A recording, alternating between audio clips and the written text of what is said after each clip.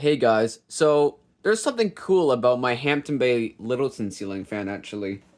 So as I get up here and touch the fan, you can see it is all loose, right? But then when I turn it on, hold on, wrong one, and turn it off, it's fixed. Literally, no joke, look, it's fixed. It literally fixed itself. Literally.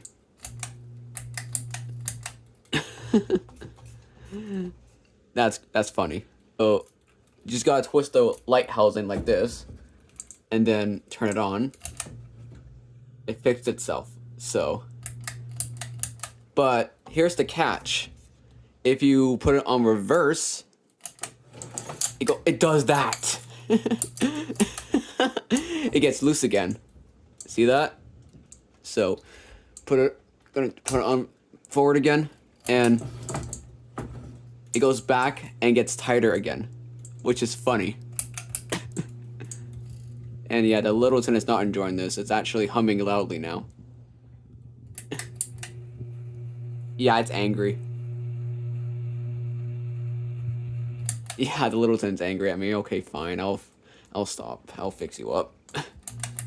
There. Now you're quiet.